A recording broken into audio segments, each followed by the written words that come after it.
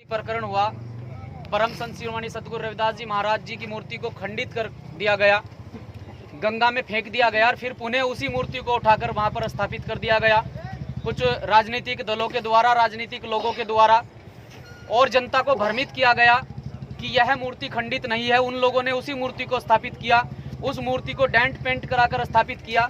लेकिन आज से ठीक 5 दिन पहले 31 तारीख में भीम आर्मी के संस्थापक आदरणीय एडवोकेट चंद्रशेखर आजाद जी वहां पर पहुंचते हैं। इसे सही रखना, इसे चाहे गलत हो जाए। आदरणीय एडवोकेट चंद्रशेखर आजाद जी वहां पर पहुंचते हैं और बड़े ही गौर से देखने के बाद मूर्ति पर पता चलता है कि मूर्ति पूरी तरह से खंडित है, जिसमें पूरी तरह से संज्ञान लिया जाता है। और एक लेटर पैड के माध्यम से यहाँ एसडीएम महोदया को हम अपनी बात रखते हैं, वो हमारी बात को डीएम साहब तक पहुंचाती हैं।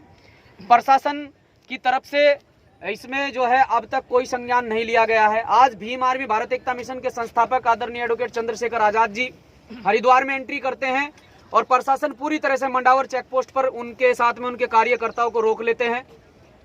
तो पुलिस प्रशासन का जो कहना है, क्योंकि हमारे महापुरुषों से जुड़ी बात है, हमारी आस्था से जुड़ी बात है, और किसी भी प्रकार से भीम आर्मी सामाजिक आस्था पर जिस प्रकार से ठेस पहुंच रही है, हमारे समाज में जिस प्रकार से ये मैसेज गया है, ये बहुत गलत मैसेज गया है कि जिन लोगों ने मूर्ति स्थापित कराई और ये कहकर कराई कि मूर्ति पूरी तरह से सही है लेकिन मूर्ति खंडित थी।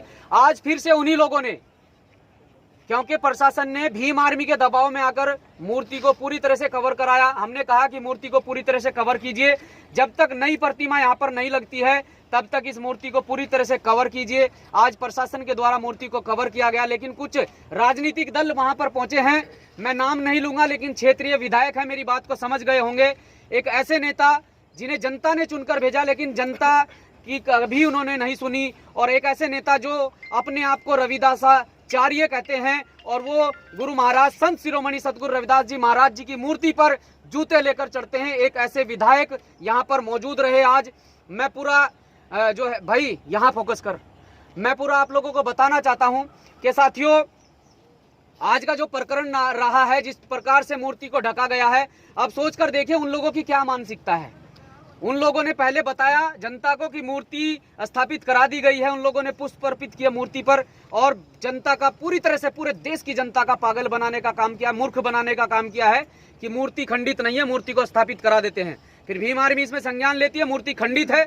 आज वही नेता, वही भाजपा के विधायक आज फिर से उसी मूर्ति को ढककर ये कहते हैं कि जल्द से जल्द यहाँ पर नई प्रतिमा रखी जाएगी। ये सोचकर देखिए, कल वो उस मूर्ति को सही बता रहे थे, आज उस मूर्ति को खंडित बता रहे हैं। कहीं ना कहीं मुझे साजिश की बू आ रही है। कहीं ना कहीं इन लोगों ने अपनी राजनीति को चमकाने के लिए और जनता का मूर्ख बनाने के लिए इस प्रतिमा को उठवाकर गंगा में फिकवाया, फिर उसी प्रतिमा को उठवाकर वहां स्थान पर रखवाया, फिर लोगों का मूर्ख बनाने के लिए उसी प्रतिमा को वहां स्थापित करवाकर यह बताया कि प्रतिमा खंडित नहीं है। लेकिन आदरणीय एडवोकेट चंद्रशेखर आजाद के द्वारा बताया गया कि प्रतिमा पूरी तरह से खंडित है, उसमें संज्ञान लिया गया। आज भीम आर्मी के हजारों सैकड़ों कार्यकर्ता यहां पर पहुंचे और प्रशासन ने दबाव में तत्काल उस मूर्ति को कवर कराया। लेकिन जिन लोगों के द्वारा मूर्ति कवर की गई है, उन लोगों ने आज फिर लाइव वीडियो के माध्यम से ये कहा है कि मूर्ति पूरी तरह से खंडित है। जिस मूर्ति को उन्होंने सही समाज को सही बताकर वहां स्थापित किया था, आज वो मूर्ति उनकी नजरों में खंडित है।